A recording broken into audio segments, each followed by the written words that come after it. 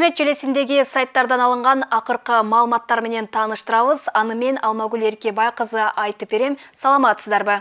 Максим Бакиев Кыргызстандан 300 миллион доллар чыгарып кеткенбе? Жогорку кеңештин жыйынында депутат Эльмурза Сатыбалдиев 2010 жылдан кийин Максим Бакиев алып кетип калды дешкен 300 миллион доллар эч жака кетпегенин айтты. 2008-2009 жылы Россия Кыргызстанга 300 миллион кредит берген. Анын үстүнө дагы 150 миллион грант берген. Ошол эле 300 миллионду 2010 жылдан кийин Максим Бакиев алып кетип калды дештеле. Мен билем, эч жака кеткен эмес. Ушул акча жөнүндө айтып бере аласызбы деп суроо узатты депутат Улуттук банктын төрагасына.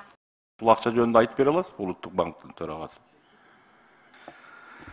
Бул акча боюнча маалымат мындай. Мен ал убакта 2006-2010 Улуттук банктын төрагасынын орун басары болуп иштегем. Ушул каражаттарды фонд развитияны ошо биз көзөмөлдөчүбүз. Анан бар жогун мен точно билем. 7 апрелден кийин ал акча бар болчу, аны эч ким алып кеткен эмес. Мен өзүм 7 апрелден кийин ошо улуттук убактылуу өкмөт маалымат бергенден кийин акча жок дегенден кийин мен өзүм Бишкектен ошо күндөрү пресс-конференция бергем. Ал акча бар. Анткени мен жалпы банктык стабилдүүлүк үчүн жооп берчүмүн.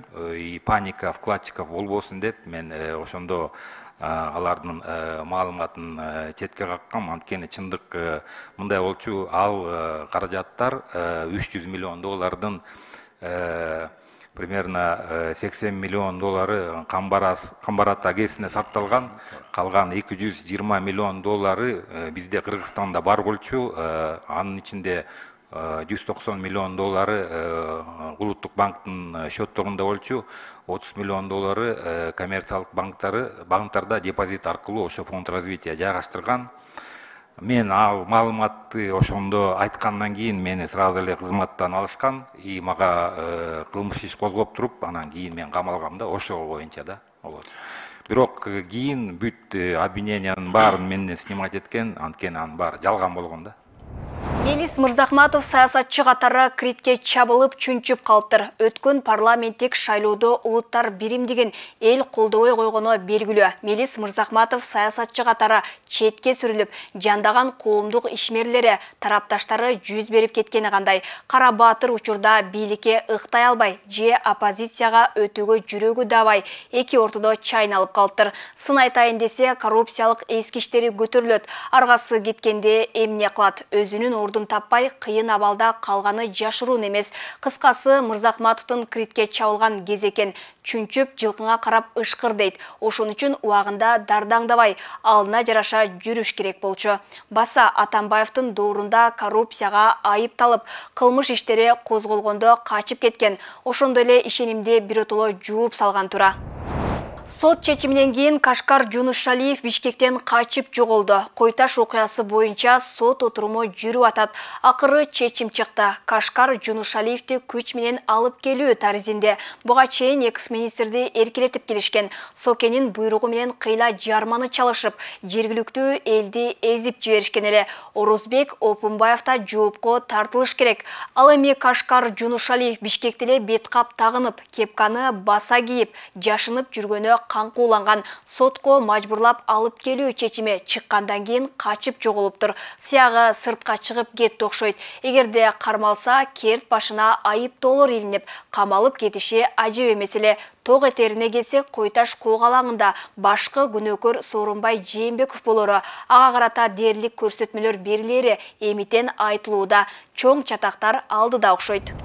Атамбаевдин балдарынын арасында ич-ара бөлүнүү күч. Ушундай, Алмазбек Атамбаевдин балдарынын тарапташтарынын арасында ич-ара бөлүнүү күч. Темирлан Султанбеков менен Кадыр Атамбаев Социал-демократтар партиясы менен өзүнчө кетсе, Сейит Атамбаев, Асель Кодуранова, Рыскелди Момбеков жана башкалары эл менен болууга басым жасап, биресе бийликке каршылык көрсөтүүгө аракеттенүүдө. Абактагы экс-президент куруусундагы ынтымактын ыдыраганына, кыйын кезде балдары бир муштумга түйүлө албай, ар кандай азгырыктарга алдана баштаганына кыжалат экен. Бирок Бишкек шаарынын жогорку аймагы Сейит Атамбаевди колдогону алдыдагы чоң саясий күрөштөргө үмүт жаратканы эмнени билдирет? Али кызыктардын түйүнү чечиле элек. Бакылдаган Бактыбек Калмаматов түрмөдөн сынып чыгыптыр. Алгач Садыр Жапаров менен Камчыбек Ташиевди ашата сындап, бакылдап баатырга айланып кеткен Бактыбек Калмаматов камалганда бүрүшө калып, духу түшкөнүн СИЗОдон көргөндөр айтат. Абактын аурасы жеп, бир жагынан камактагылар каарып, кыйла айласын кетиргенде эки колун көтөрүп бериптир. Бийлик өкүлдөрү менен тымызын сүйлөшүп, эркиндикке чыгууну соодалашып, оозун басып, тек жүрүүнү убадалаганын билдиришти. Реалдуу жашоодо сынып калыптыр. Чоң саясатчы боло турган адам отко сууга салса да майышпаган, бекем турарын унутпайлы. Ошондо гана ийгиликке жетишет. Жөн гана бакырып, үнүн өктөм чыгаруу менен көпүлдөп, анан түрмөгө киргизсе бүжүрөп, жан соогалап жалдырап калса, мындайда арзан бааланат эмеспи? Айтор Бактыбектин баасы берилип, балакай сыңарындай эч ким эсептешпей калганы ушулбу?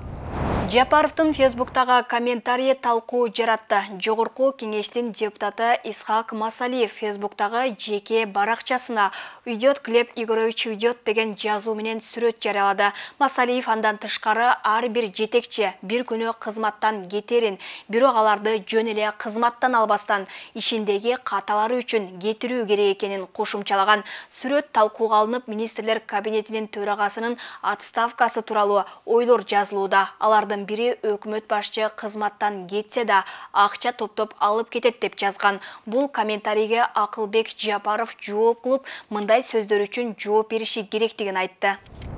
Саламаттыкты сактоо министри Алымкадыр Бейшеналиев коомчулуктун колдоосуна муктаж болуп жатканын айтты. Бул тууралуу аталган министрликтин басма сөз кызматы маалымат жарыялады. Саламаттыкты сактоо тармагын дерлик монополиялаштырып алгандар системаны реформалоого караманча каршы чыгып жатышат. Ал эми көзөмөл жана сот органдары калктын ден соолугуна кедергесин тийгизчү маселелерде адилетсиздигин көрсөтүүдө. Мындан улам мен саламаттык сактоо министри Алымкадыр Бейшеналиев коомчулуктун колдоосуна муктаж болуп жатканыма расмий түрдө жарыялайм.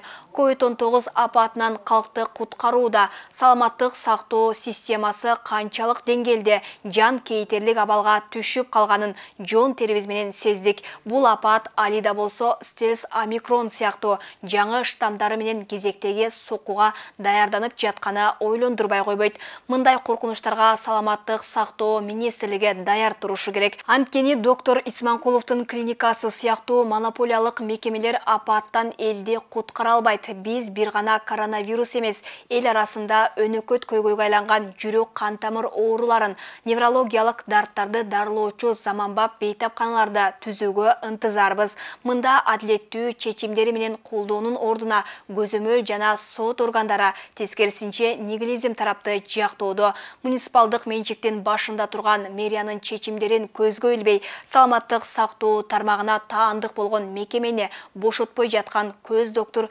Исманкулов мыйзамдарды аттап, сот органдарынан чындыкты күтүп жаткан кирбези. Ал эми саламаттык сактоо министрлиги жалпы элдин ден соолугуна маанилүү балуулугун коротуп жатат. Бул убакыт, ооба, ар бир мүнөт, секунд менен баштаган реформаны ишке ашырууда маанилүү. Мындан улам коомчулукка кайрылууну туура көрдүм. Элдин саламаттыгын сактоодогу өнүгүүлөр маанилүү же монополиялашкан калктын капчыгын жеке Исманкулов сыяктуулардын кызыкчылыктары үчүн каккан медицина маанилүү. Бул жагдайда сиздердин тандооңуздарда, сиздердин колдооңуздар аркылуу күтөм деп жазылат маалыматта. Интернет желесиндеги сайттардан алынган маалыматтар мына ушулар болду. Кененирээк 7 каналдын расмий баракчасынан, YouTube, Facebook каналынан көрө аласыз. Эскерте кетсем, көрсөтүүдөгү кеткен маалыматтардын маани маңызына 7 канал жооп эмес. Көрүшкөнчө аман туруңуздар.